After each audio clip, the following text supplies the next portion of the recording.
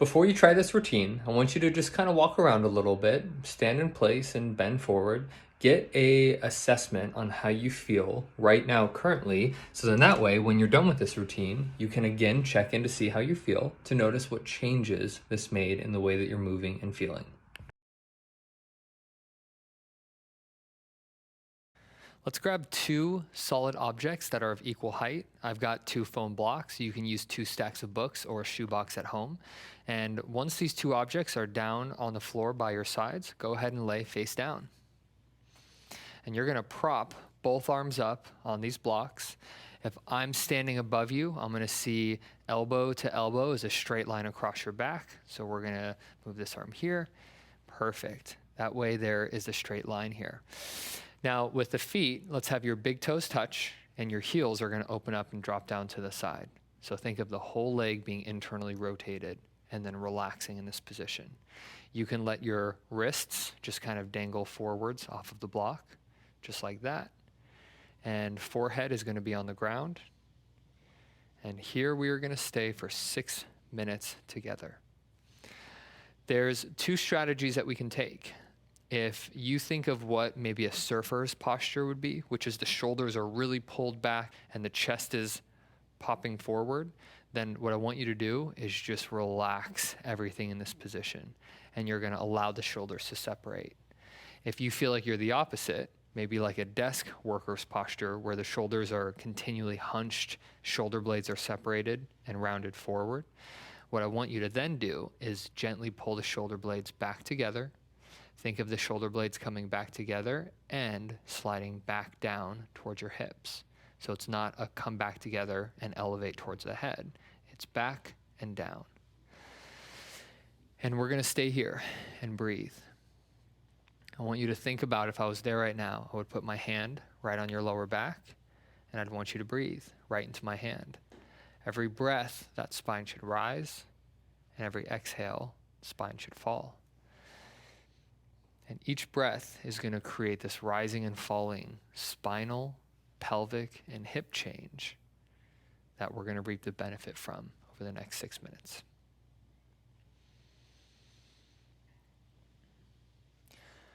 One of my favorite things about this position is it doesn't allow any rotation to happen.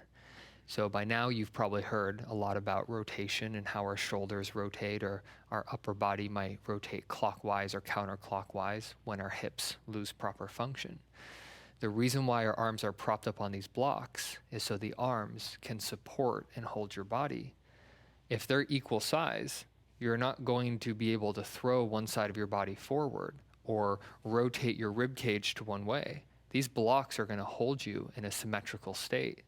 They're going to hold both shoulders in the same position. Both shoulder blades are going to have to stay in the same position, especially if you're actively pulling them back. And while we are unwinding the upper body position, your legs are internally rotated. This big toes touching, heels falling away from each other is going to take the rotation out of the shins. It's going to internally rotate both femurs, both thigh bones, which lengthens the hip flexor. So not only are we getting a hip flexor release, we're doing so while repositioning your upper body. It's hard to say if this is more for your shoulders or if it's more for your hips, but it's definitely for both.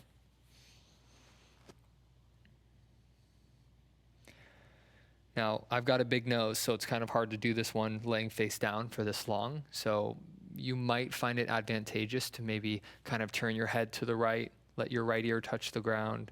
Maybe we stay there for a minute, and then we then turn our head to the other direction for another minute, and we maybe do that a little back and forth. But eventually, I do want your head to be able to be face down like this.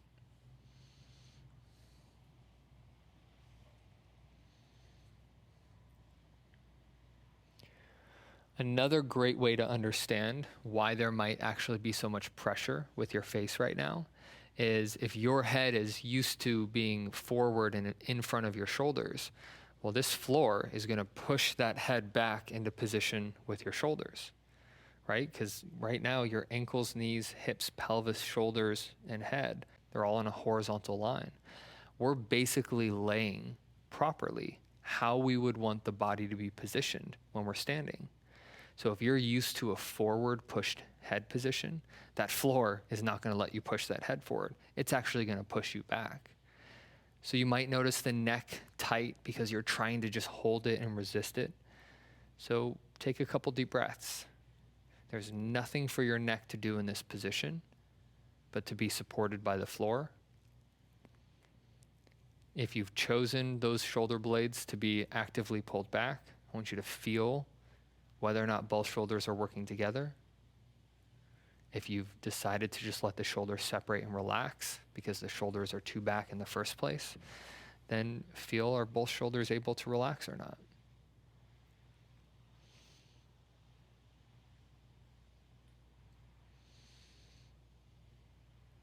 This is a great exercise if you're feeling tension in your back.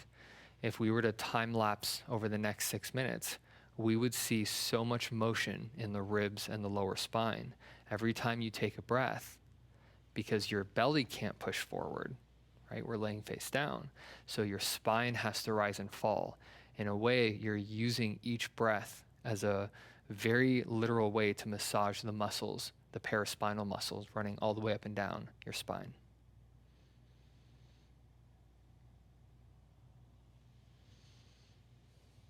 One more minute.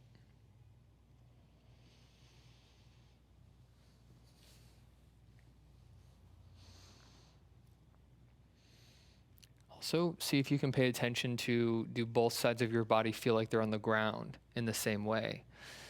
You might feel one side of your chest pressing harder than the other. That's a rotated rib cage, and that'll go away over time. You might feel one front thigh or front of your right pelvis pressing harder. Again, that's pelvic rotation. That will go away the more your body rebalances. Now, we're coming up on 6 minutes. Please feel free to stay here if it feels good. Just hit pause on the video.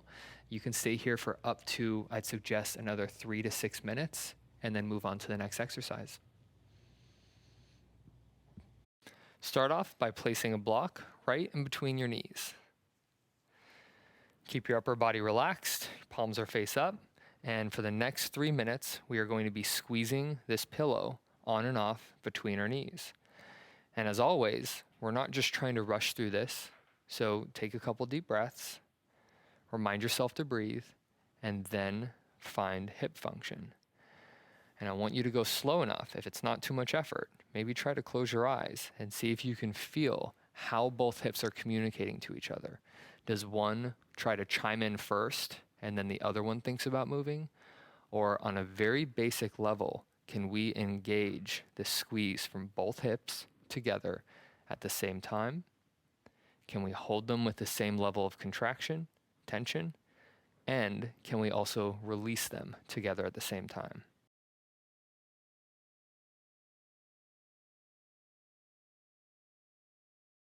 Now, this exercise does work on and target the hip flexors, which also share a very close space to your diaphragm, the muscle that helps you breathe. So it's not uncommon for you to kind of stop breathing when you do this exercise. I want you to change your relationship between your breath and how your hip flexors work. So remind yourself to take a couple deep breaths again. We should be able to breathe very fluidly and simultaneously while our hips work. A lot of people, when the hips lose function, the breath and the hip function becomes so closely correlated that we really stop breathing and move at the same time. And this can create a lot of movement issues either currently or down the road.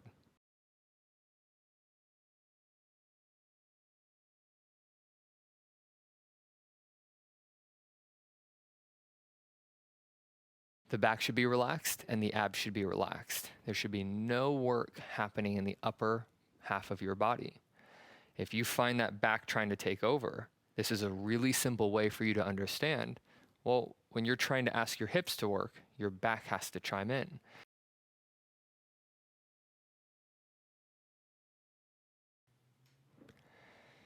If you have a tight, stiff back, this could be one great explanation, because every time you try to use your hips, other muscles that aren't your hips try to chime in to help. So again, remember to keep everything relaxed.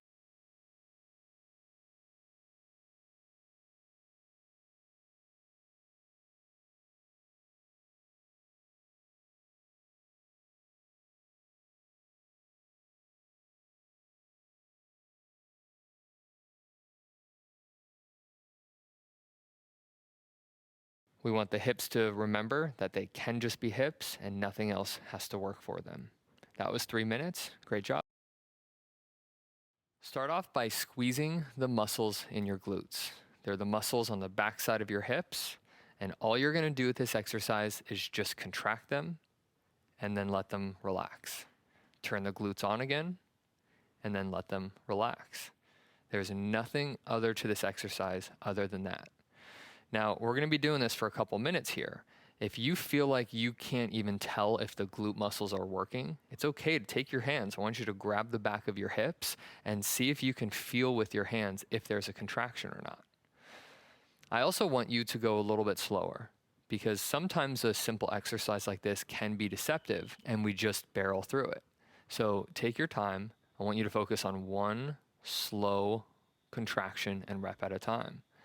Pay attention to if you feel like both hips are truly able to turn on together simultaneously and if they're able to release together simultaneously. What I found is that when most people really go slow, maybe close their eyes if it's not too much effort, you can really feel how the glutes do function on a completely different level. So take your time with this. Let's not barrel through it just to get it done. And I want you to get something out of every single butt squeeze. Now, another cue that I want you to pay attention to is that the abs are relaxed. Your lower back is relaxed. There is nothing happening in your upper body. So take a couple deep breaths. I want you to be able to first breathe and then find these glute muscles. We should be able to breathe as the glutes, the butt muscles, turn on and turn off. Also, notice how there's no tilting of the pelvis. We're not trying to roll the pelvis back and flatten the lower back to then find our glutes. This is relatively a neutral position, and we're trying to have the primary hip muscles show up while we're in a relatively neutral position.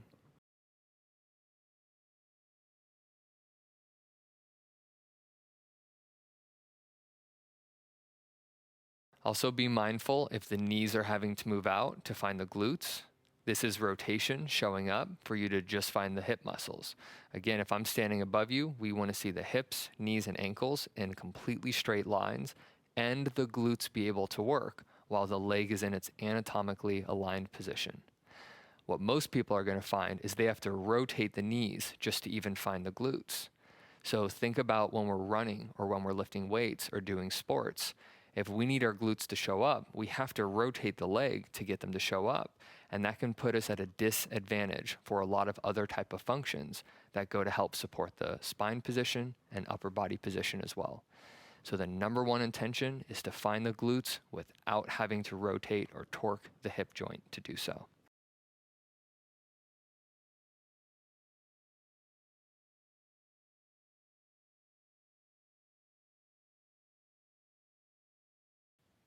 And that's 3 minutes. Great job.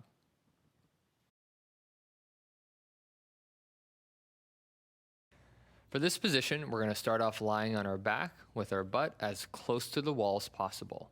If you feel like your hips or pelvis are coming up or peeling away from the floor, then we're going to scoot back a little further. Once we're in position, let's bring the bottoms of the feet together and the knees are going to open up out to the side. And I'm going to start the timer here. We're going to spend 2 minutes in this position. And what I want you to do is feel all of your toes touch each other. We don't want to relax the foot and the feet move away from each other. We want a very gentle, active hold with your foot position. Right now, with both knees being externally rotated and flexed, we're really shortening the hip flexor. And this actually might be a surprising level of work if the hips and the pelvis are not used to being in a short or an extended position. So take a moment to just take a few deep breaths, remind your upper body to relax, The basic primary goal of this exercise is to rotate both hips to the same position and have the inner thigh muscles stabilize this. So it's quite common for you to feel like one hip is having a different experience or one inner hip feels tighter than the other. That will level out and balance over time.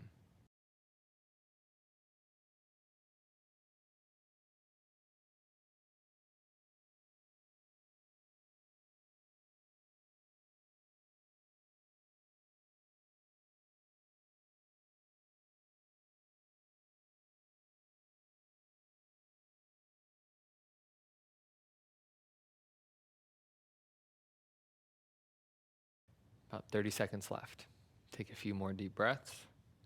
Feel the toes and the heels just gently, actively press into one another.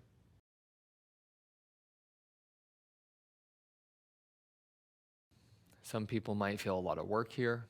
Other people might feel a significant deep stretch. And others just might feel like this is a very basic, simple position. Regardless of what your experience is, we're still getting a benefit out of holding both legs in the same level and degree of rotation. Great, that was time. It's 2 minutes. Let's go ahead and get out.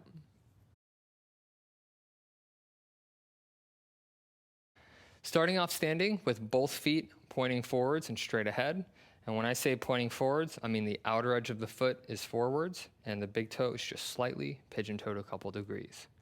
From here, take your hands, curl your fingertips into your knuckles, arms down by your side, and let's see if we can get those shoulder blades to come back a little bit better together. And from here, keeping the shoulder blades pulled back, raise both arms out to the side. And we're gonna start nice, slow, arm circles pointing forwards. Now, the whole goal here is to keep the shoulder blades pinned back together, not excessively to where we're panicking and struggling with it, but I wanna encourage the shoulder blades to stay back together so that way we aren't throwing the whole shoulder around as we move. We're keeping the rotation in the head of the shoulder joint, which is the whole intention of this exercise. One of the most common shoulder injuries are rotator cuff tears and shoulder impingement, and that's what happens when the shoulder is unable to rotate. So if you notice that this is hard, it's a strong indication that we probably need a lot more exercises like this so we can build up the fortitude of what the shoulders are able to do. Keep your abs relaxed.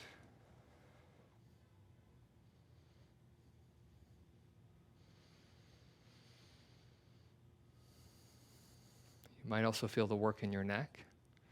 That's okay. If the shoulders aren't able to rotate well, you're going to offshore that work to other parts of your body.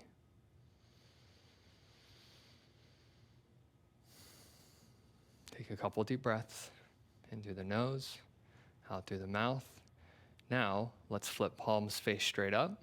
Again, keep those shoulders pulled back, and we're going to do another minute in the reverse direction. Notice how I'm not whipping my upper body around. I'm not trying to move my upper body. I'm trying to move my shoulders, my arms around a still, stable upper body position. So if you're noticing momentum, just pull the shoulder blades back, go nice and slow.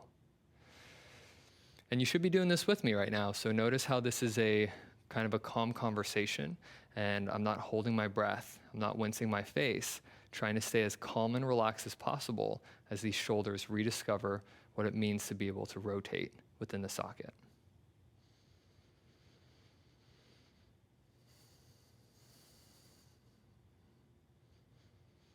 It's important that the abs stay relaxed.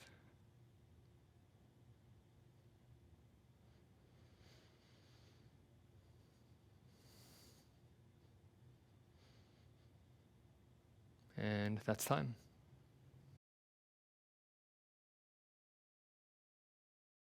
Starting out on all fours on your hands and knees, we're going to make sure that the elbows and wrists are right below the shoulders, as well as the knee is right below the hip. From here, let's take a good palm length step forward. And if you want, you can go a little wider too with your hands. I will offer a modified version of this, but for now, shift your body weight forward, allow your shoulder blades to collapse back together, relax your head all the way down, And think about the shoulders collapsing together, but not moving up towards the head. I want you to feel the shoulders come together and almost kind of glide down your back towards your hips.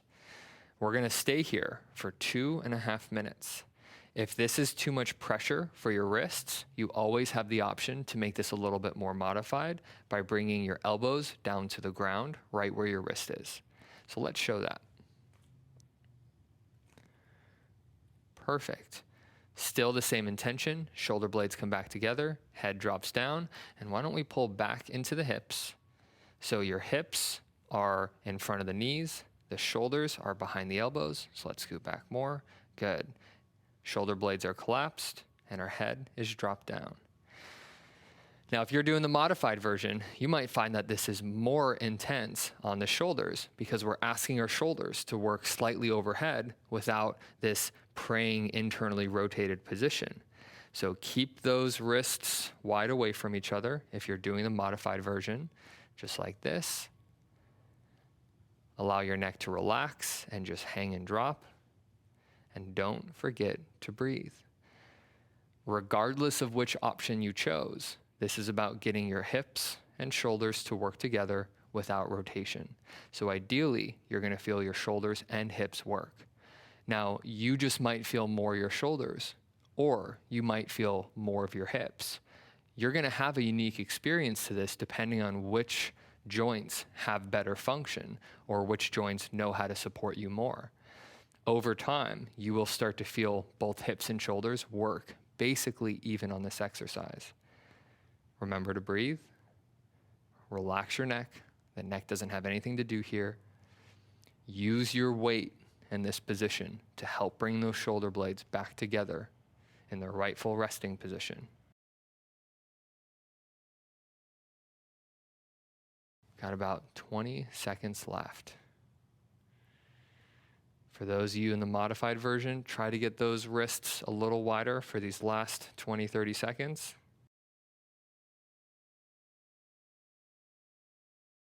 For those of you with straight arms, let's make sure that shoulder is still over the wrist and we have not leaned forward or leaned backwards. And that's time. Great job. Let's roll over onto your left side. And when you roll over onto your left side, we're really looking for a 90-90 degree position. So think about your knees being right out in front of your hips and your ankles being a little bit more forward. So if I'm standing above you, your knee angle is 90 and the hip and trunk angle is 90 degrees. The ankles, knees, and hips are gonna stay stacked on top of each other the whole time. At no point do I want them to rotate or pull away. This is compensation showing up. So we're gonna keep everything stacked the way it is. Once your lower body is stacked, both arms are gonna go straight out in front of you. Your head can rest on the ground if that's more comfortable. Let's start off by bringing your right arm straight up towards the ceiling.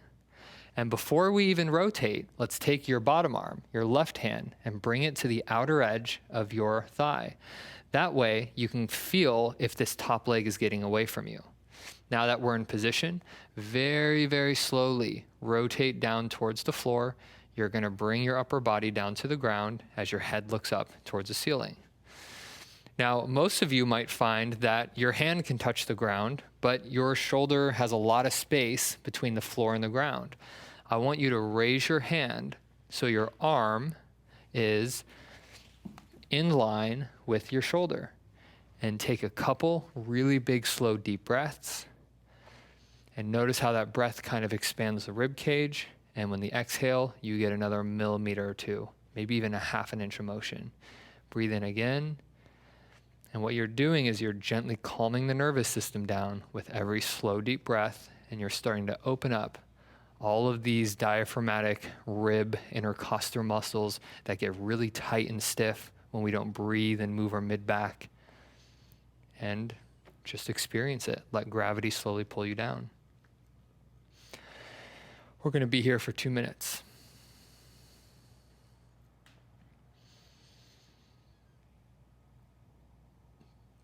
It's really important that your lower body stays stacked. So just check to see if that top leg has moved away from the bottom leg. Looks great. Eventually, we're going to want to get to the point where the whole right shoulder can lay flat on the ground. The hand is on the ground. We're just going to lift this a little higher so it stays in line. And the right ear is on the ground. So see if you can rotate your head with whatever's comfortable.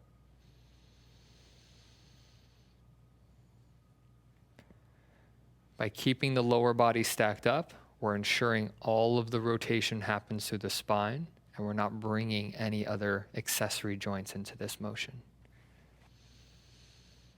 Let's take a couple more deep breaths before we unwind and get out of this.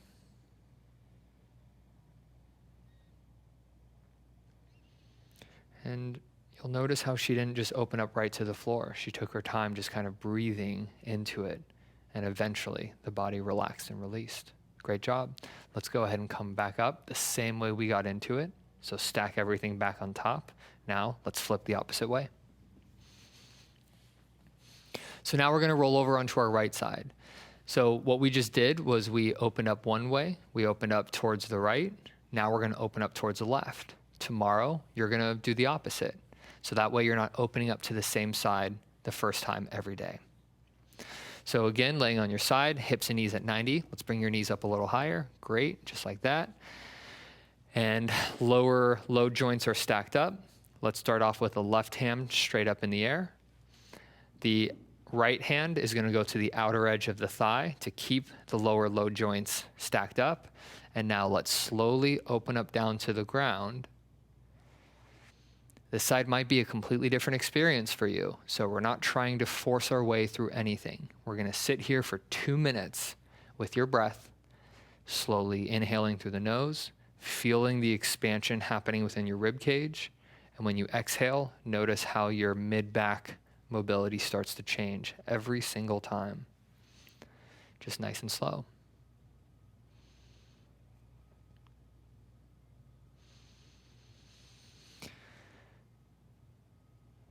It's not about getting down to the ground. You can just rotate a couple inches and get a great benefit from this. Over time, you will notice that you can go down to the ground. So if you run into limitation, this isn't about forcing your way through it. Breathe and let gravity and the weight of your arm do its job by slowly prying open a stiff, tight mid-back.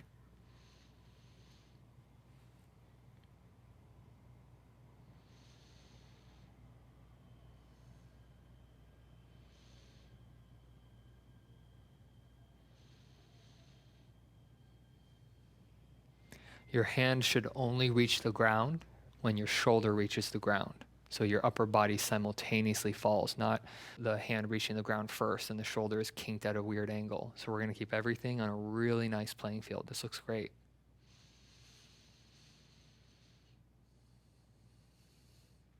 And only when the mid-back opens up will the neck then be able to rotate. So if you have neck pain, if you have tension, if you have TMJ or headaches, notice how this exercise feels. And if it's stiff, then we can really start to understand why the neck might be having that much tension. When the middle of the spine doesn't move much, it's really going to push a lot of tension upwards. You got about 10 seconds left.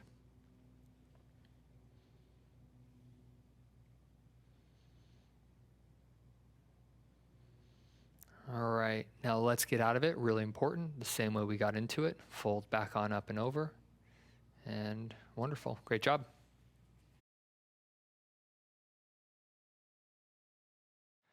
Moving to your hands and knees, let's start off in a tabletop position. Right now, the shoulders are directly above the wrists and the hips are directly above the knees.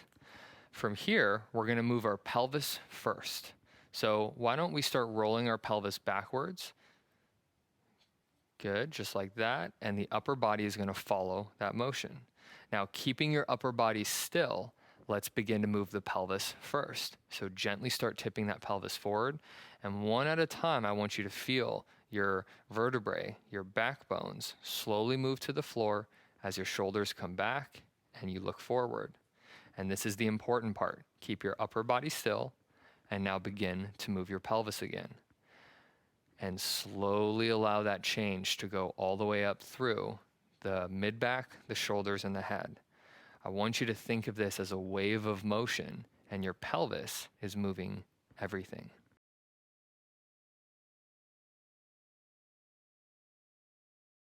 We're going to be doing this for about a minute to a minute and a half. We're not looking to go fast. We're looking to have the pelvis control the position of the spine instead of letting the upper body move the pelvis like you might be used to. And every time you slowly go into this pelvic mobilizing movement, I want you to see if you can really connect to both sides of your body doing this together simultaneously. Some of you might find you can only feel muscles on one side of the body doing all this motion, and that's okay. That'll change over time. And one last important cue on this is to make sure you stay in that tabletop position. At no point do we want to lean forward or lean backwards just for the sake of getting a better range of motion. I don't care how much arch you can get. I don't care how much bending and rounding you can get. The goal is not max end range of motion. The goal is that your pelvis can start to move your spine again, instead of the spine always having to move the pelvis because the hip flexors and the glutes have basically shut down.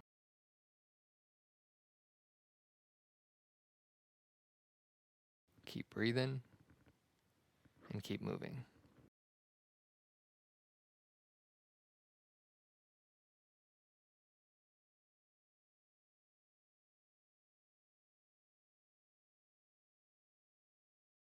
You can do as many of these as you want, but that's time for this. Let's go ahead and move on.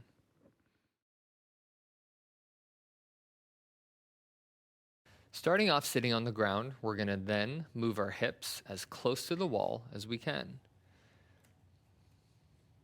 And once you feel the back of the hips touch the wall, the legs are going to go straight. It's important to engage the quads here, so I don't want to stay relaxed. Tighten the muscles in the front of the thigh, and then actively pull the feet back. We're going to be here for a couple minutes, 4 to be exact. Let's make sure that we pull the feet back.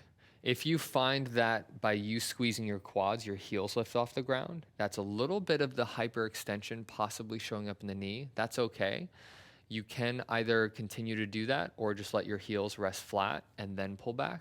Either way, we're still getting the major objective by the quads being tight and the feet pulled back.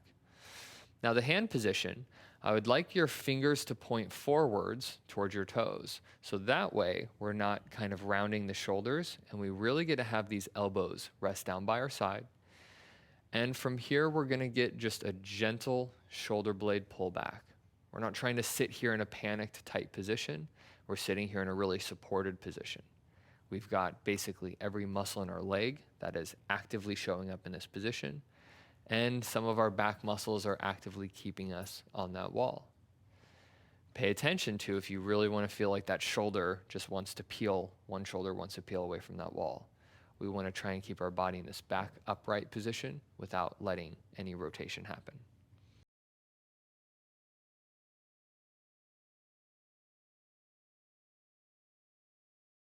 Now it's good enough just being in this position. If you really want to tap into the full benefit of this, I want you to think about what this would be like if there was no wall. So check yourself to see how much you're actually relying on this wall. We don't want to be pressing our upper body against it to stay upright. Ideally, I want you to be able to have the function where if I ask you to lean forward away from that wall, we could still maintain. This is some serious hip demand and function happening here. But let's use that wall if we've got it. We don't always need to make things as hard as possible here. It's okay to find some softer ways through function. Take a look at your kneecaps. Let's make sure they are pointed straight up and one isn't trying to twist outwards. We want both feet to be straight, both kneecaps to be straight, and that means that we've maintained the proper alignment of the leg.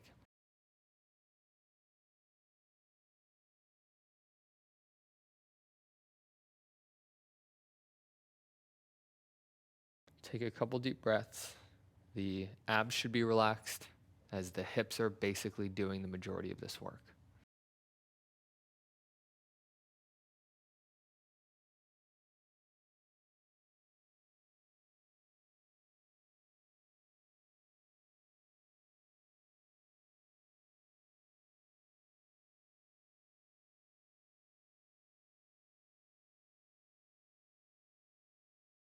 Good, a couple more breaths. About 40 seconds left.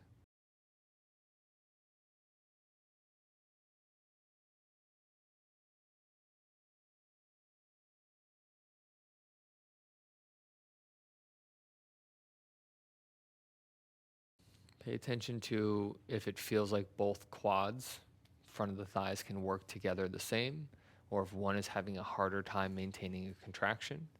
It's nothing to do with this information other than to make a mental note of it and watch how over time you become significantly more balanced and stable in positions like this. And that was 4 minutes. That's time. Great job. Moving to your hands and knees, let's start off in a tabletop position. Right now, the shoulders are directly above the wrists and the hips are directly above the knees. From here, we're going to move our pelvis first. So why don't we start rolling our pelvis backwards? Good, just like that. And the upper body is going to follow that motion.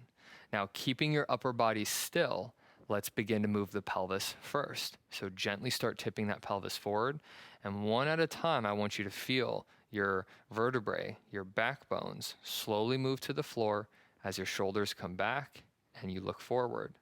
And this is the important part. Keep your upper body still and now begin to move your pelvis again.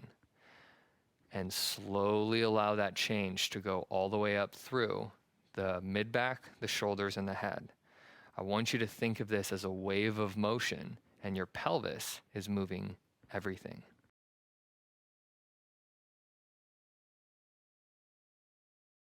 We're going to be doing this for about a minute to a minute and a half.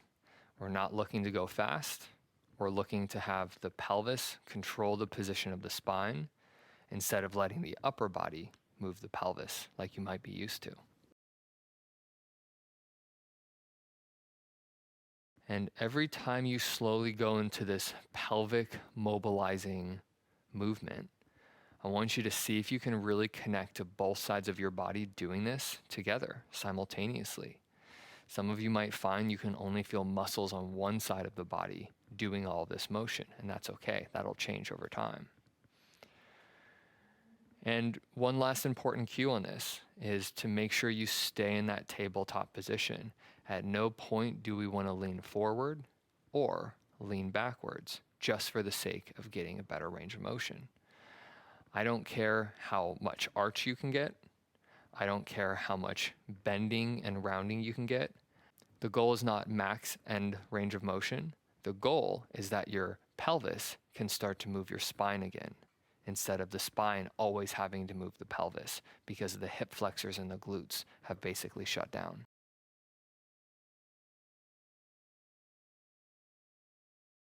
Keep breathing and keep moving.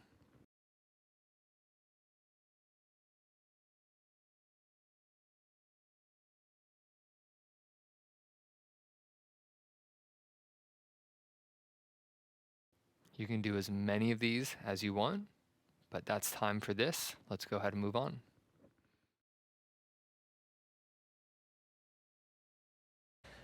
For this exercise, we're going to grab a pillow and a chair. A couch also works great, but it's pretty simple. We're going to have a block on the object of whatever we're resting our legs on. So starting out laying on your back, let's go ahead and lift your legs off the ground and place them on whatever object you're going to use.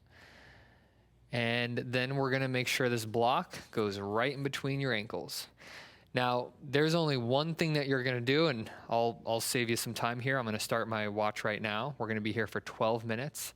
Your only job is to pull the feet back towards the hips, just like this. Now, it's a really specific way that I want you to pull, because a lot of you might pull through your arches, in which the outer foot kind of moves to that position. That means that the knee and the hip are going to rotate. So we don't want that. We want you to pull from the outer edge of the foot back. So if I'm looking straight above you, these feet are straight and flat, just like this. And try to get those toes to pull back with you. Basically, what we're trying to do here over the next 12 minutes is to get the top of the toes, the top of the ankle, and the front of the shins to work. And this is going to have a massive physiological trickle-down effect all the way out through the rest of her body. There's a couple ways you can think of this. One of the ways is if you flex a muscle, the opposite muscle has to relax, has to release, right? So if I squeeze and shorten my bicep muscle, the tricep has to lengthen. Well, that same concept applies throughout the rest of your body. It's called reciprocal inhibition. And when you pull and squeeze the whole top part of the foot, the ankle, and the front of the shin, the other muscles that have to relax are the arch muscles, the calf muscles.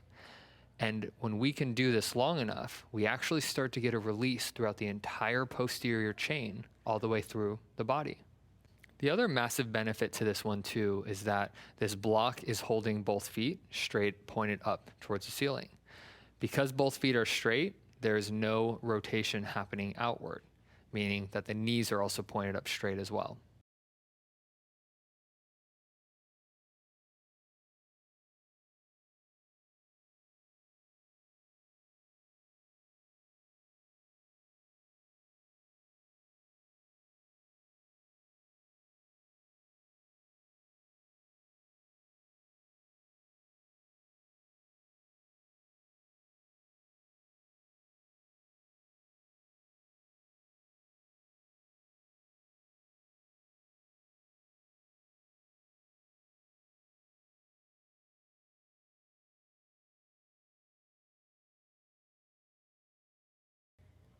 Let's make sure we take a couple big deep breaths here.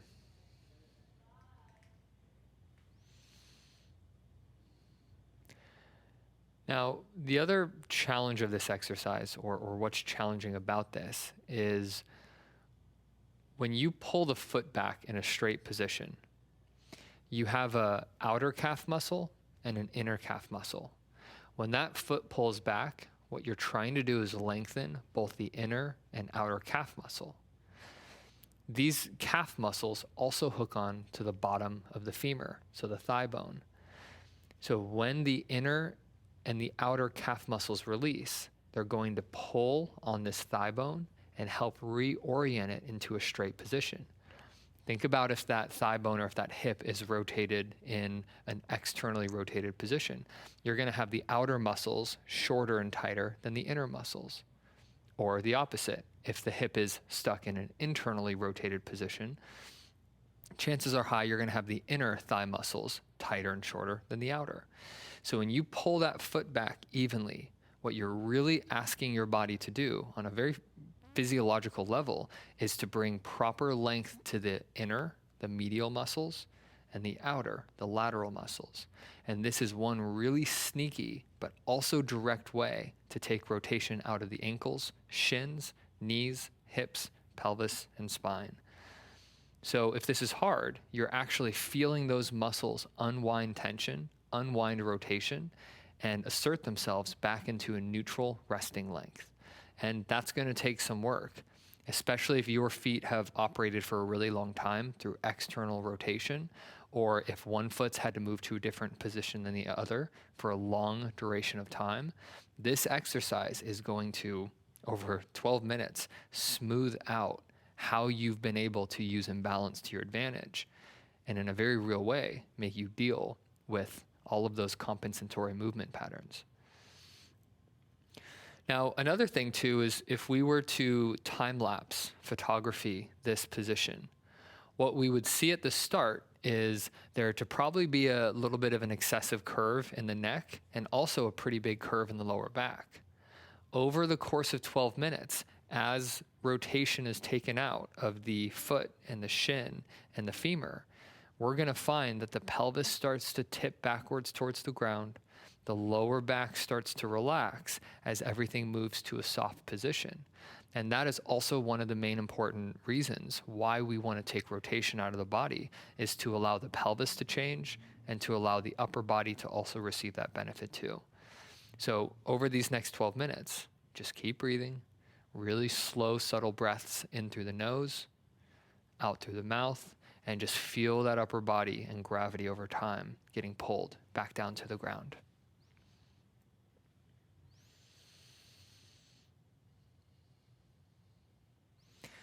You also might feel that the work is in two different places in your legs.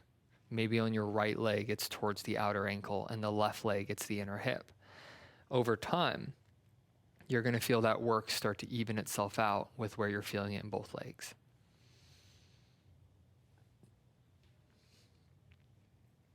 You just got to give it time and breath. And we just hit the halfway mark, so great job getting this far. Let's pull the feet back. Friendly reminder. There you go. The more active we can make this, the better it's going to go. Wonderful. If I'm standing above you too, I want to also see that your kneecaps are pointed straight up. So why don't you give yourself a little check on what your knee position's doing. We want both kneecaps pointed straight up towards the ceiling. If you find that one kneecap is rotated out to the side like this, from the hip, try to rotate that leg back to a straight position. And you'd be surprised, or maybe now not 7 minutes into it, how much work and effort it takes just keeping the legs in a neutral position without rotation.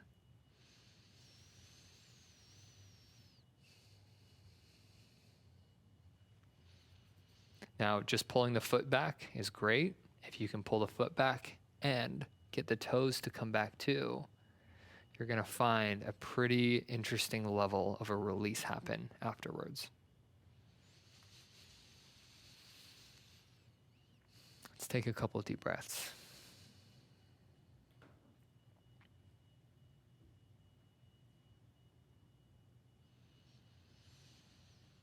Big picture, we're looking for this to be a simple exercise where both hips can work, both ankles can pull back. There's great endurance in these muscles. These are the muscles that stabilize your hips and pelvis and spine.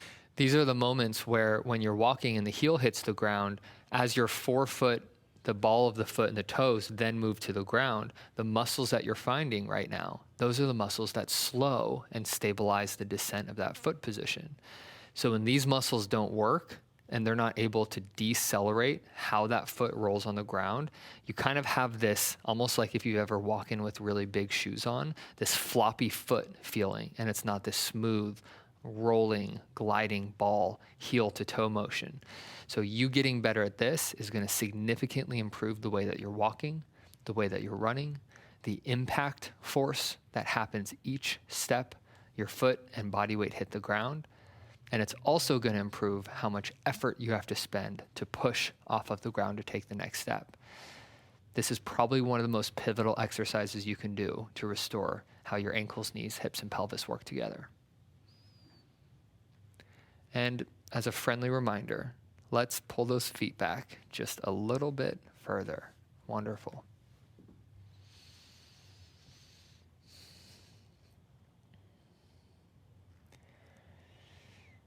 Now, what you might notice is this block or this object starts shaking. This is your brain trying to figure out which muscles are we going to use. Fatigue is probably setting into the muscles that stabilize your body. So just remind yourself to breathe. It can get really easy to get swept away in the intensity of this exercise. I know it doesn't look like much on the outside, but if you're doing this with us, you're feeling the intensity of what can happen right now. Let's make sure to meet that intensity with the softness of your breath. We don't need to bring intensity into this exercise. It's intense enough. Just under 2 minutes left.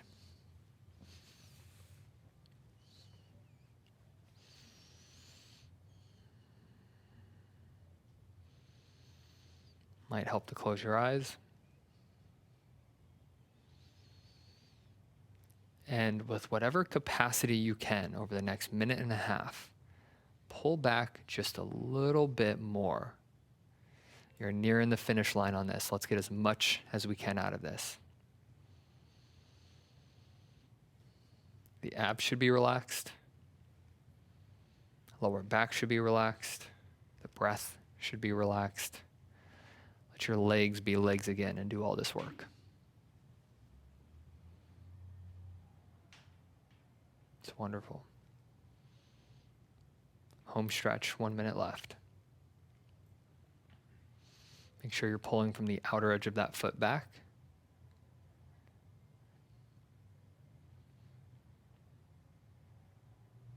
And you might probably notice how your spine is settled to the floor by now. When these muscles don't work, this is why the spine has to excessively arch to help override these muscles not functioning. So the more these work, the more of a proper position your spine's going to have over time.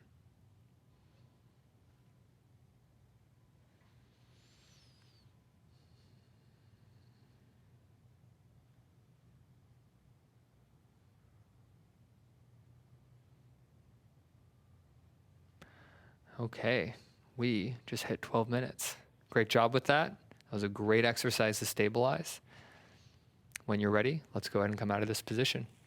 You always have the option to stay here longer, but I think 12 minutes is good enough.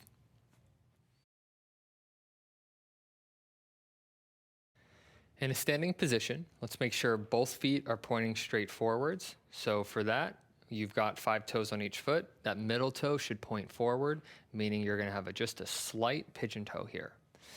Now, before we do the squat position, I want you to just kind of feel the weighting of where your weight distribution is in your feet. You want your weight evenly split between the front of the foot and the heels. And we're going to maintain that loading throughout the entire time.